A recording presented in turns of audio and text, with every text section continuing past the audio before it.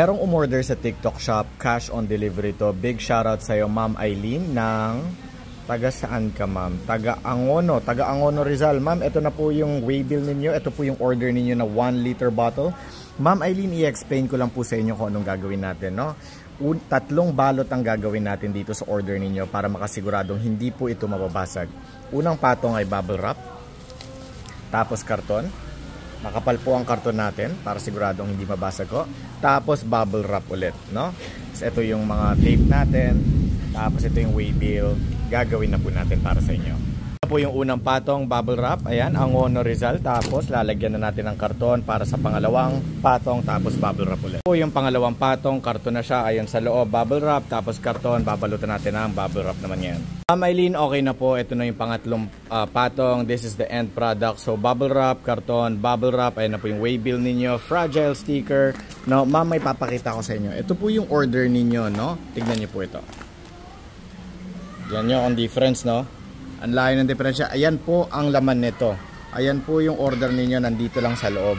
Tignan nyo yung diferensya. Ganito talaga kami magbalot dahil nabasagan na kami dati. Nakakahiya sa customer, sayang ang honey.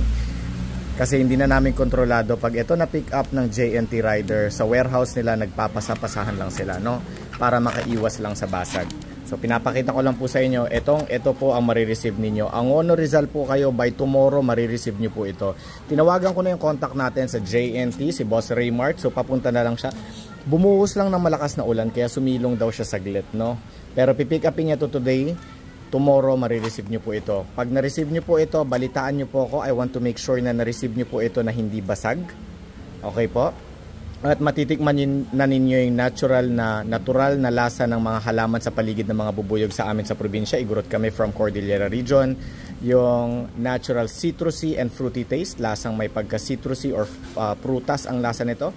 Kasi yun ang nakapaligid sa mga bubuyog. Kung anong mga halaman na nakapaligid sa mga bubuyog, ganun po ang lasa ng honey. Ganun din po ang lasa, ang kulay nila. Kulay ng mga honey. Ayan po. Maraming salamat po ulit. By tomorrow, marireceive po ninyo to. God bless po.